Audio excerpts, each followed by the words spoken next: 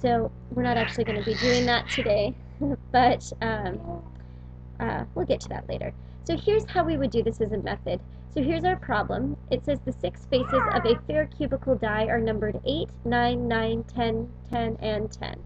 The dice are, should be are thrown, bad grammar, Miss Casaro, are thrown twice, and y denotes the sum of the scores obtained. Find the probability distribution of y, then we are to find e of y and the variance of y. So the expected value and the variance. So basically the sum is what I need to make a table for. So I've kind of set this up. Let me go back up. I've set this up for us. I've made a table so I can find the sum really easily. So basically I have 2 die. If I roll an 8 and an 8, I get 16, an 8 and a 9, 17, 17, 18. So I'm just adding these 2 values together like we've done in the past. So I'm going to fill in this table really quickly.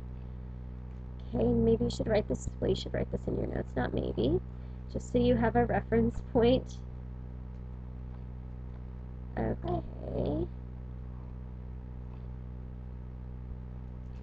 It's kind of the tedious part. So the only problem with doing a lot of these calculations is there's some mundane math involved. Sadly, it's not as exciting as Allison would say, calculus or something like that. Okay, so there's our table. Okay, so basically these are all the values we would get, possible values we would get with rolling these 2 die. Okay, now here's the deal. Since they are fair die, the probability of rolling an 8 is 1/6. The probability of rolling an 8 is 1/6. So rolling an 8 and an 8, the probability would be 1/6 times 1/6, which is 1/36. Okay. So normally, if my probabilities varied, I would want to fill in this table. But since they're all equal, my probability of a 10 and a 10 is 1/36. My probability of a 10 and a 9 is 1/36. So all probabilities are 1/36. So I am not going to fill in this table because they're all the same. I would just have 1/36 written 36 times, and well, we don't need to do that. If my probabilities varied, like, you know, maybe there's a 1/6, a 3/6, a 0.56, whatever, I guess a 12, okay, or a 12, there's some random thing like that, I would want to fill this in because how they vary affects my outcome. Okay, so your book does this table in a slightly different way. So I've added one column and it's in green. It's the frequency column. I'll tell you why in just a second. We're going to fill in y because they told us that the sum of our dice, the distribution would be called y. So that's why we are using y. So basically our outcomes are 16, 17, 18, 19, and 20. So I'm going to jot those down for y because those are the only possible outcomes we can have. Alright, the frequency I've put in because we need to actually know how many times we're rolling each of these. So I have 16 once, 17 I have 1, 2, 3, 4 times, 18 I have 3 here, 4 here, and 3 here, so I have 10 18s. There are 9 20s, you can see that because they're all grouped together, which means that there must be 12 19s. Okay, so here's why I set the frequency. Okay, there are 36 different ways that I can roll these die, right? There's only one out of those 36 ways I can get a 16, so my frequency is my numerator in my probability. That's why I have a column here. So it's 1 out of 36, 4 out of 36, 10 out of 36. Y'all know what I'm doing because we've done tables like this so many times. Okay, alright, so that's how we get the probability. We should have a total of 1 here. Okay, and we should have a total of 36 here because there's 36 different ways to roll these numbers. Okay, so that's just a quick check that we did our calculations correctly. Now let's get into it. This is the expected value. Okay, so what we're finding here is e of x. Okay, because we're timesing y. Normally it's x sub I by p sub I. Well, y is y sub I, really. The probability is p sub I. So what we're going to do is we're going to say 16 times 1/36, which is 1636. Okay, and you could reduce that, you know, but I'm not going to, just for ease, okay? So we have the same denominator, I guess. Okay, so everybody see what I'm doing? I'm multiplying y by my probability. Y by my probability. Oh, except I messed up. Eek. Okay, this is 68, not, and you probably all knew that, actually, because you are so observant. Okay, it should be 68 out of 36. Okay, and 18 times 10 over 36 is 180 over 36. I'm multiplying.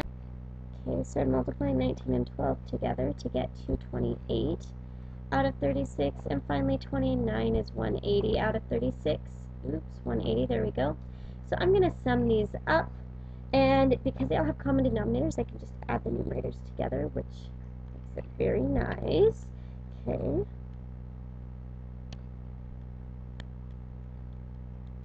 So I get a sum of 672 for the numerator. The denominator stays 36. So my expected value, I'm going to just get a decimal here by dividing. This is 18.667, so about 18.7 we'll say. I'm leaving this in my calculator for obvious reasons in just a second. Okay, so that makes sense. My mean has to be somewhere between 16 and 20, otherwise it would be off. So 18.7 is approximately the mean. Okay, so now we're going to go back here and we are going to do this. So y squared times the probability. So in this case, y is 16 squared times 1 over 36. Okay, so I'm filling in this table, but I realize that it's a little tedious, right? So I totally get if you don't want to be writing this table, but make sure you have at least this example written down. So, oops, I wrote the wrong number, it's 256. 256. So you know what you're doing when you do this. So I'm going to have 17 squared times 4, which is 1156 over 36. 18 squared times 10 is 3,240. My pen is just not working. It's because I'm hitting the button on it. Okay. All right, 19 squared times 12 is 4,332 over 36. And 20 squared times 9, 400 times 9 is 3,600 over 36. Okay, so now I'm going to sum this. Okay, and I end up with, let's see, 256 plus 1156. And again, I'm adding the numerators together because I have a common denominator. And I get 12,584 over 36. Which as a decimal is 349.6. About, I'm rounding off.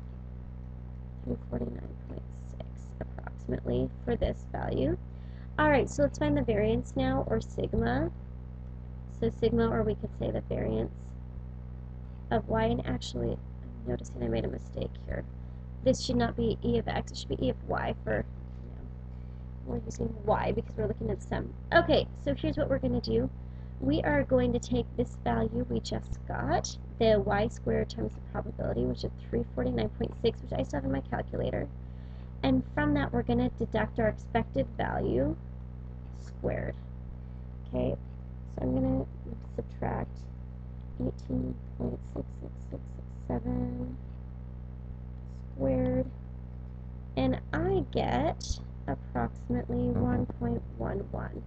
So our variance here is a value of 1.11. That means that each of these numbers varies from the mean by about, oh, sorry, variance is sigma squared, getting a little sloppy. The standard deviation would be the square root of this value, which we could find, okay?